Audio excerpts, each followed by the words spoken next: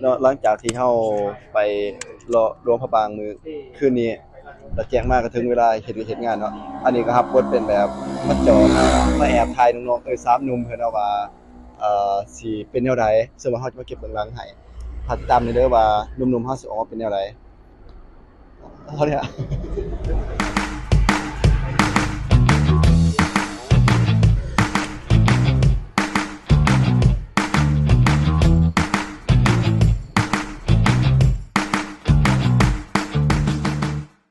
เนาะตอนนี้เนาะกับถ่ายแท็กกี้ถ่ายแล้วอยู่เนาะเพราะว่าเท่ากับพร้อมแพงแล้วครับพร้อมข่าวเสร็จแล้ว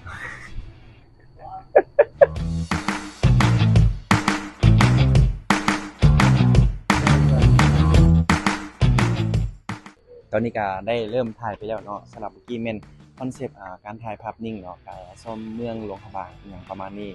ถ้าชมต่อไปว่าจะเป็นคอนเซปต์อย่างต่อไปเขาจะอัปเดตเป็นระยะเนาะ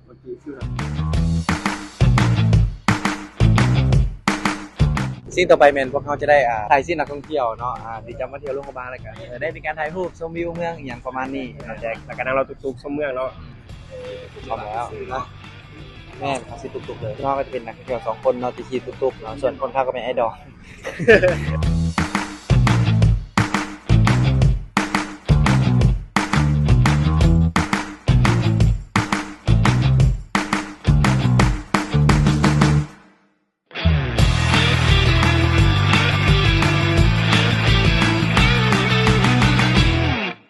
โอเคมื้อนี้เราก็มา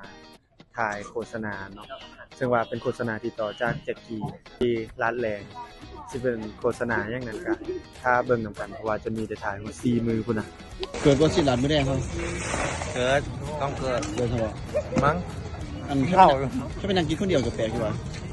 สมมุติว่าแบบว่าไปกินก่อนสินะทายแล้วนำไปเด้อ จะเอาคนอื่นนะจะแปลกแต่ว่าจะเอาเองบ่แปลกเพราะว่าไปกินผู้เดียวตลอ ไอ้ ด น่ะสิไปกินผู้เดียวตัวทายงานแล้ว อ้าวกูว่าแม่กูว่าแล้วเกือบ เป็นบ่อ้อๆแอะๆหลายงานนี้ เด้นี่มีคนไม่ต้องเลย มีคนต้องขึ้นศาลขึ้นลงขึ้นศาลเด้อ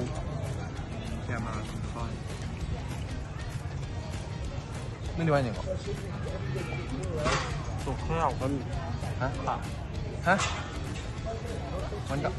อะไร เยอะมากไม่หยือเลยเยอะมาก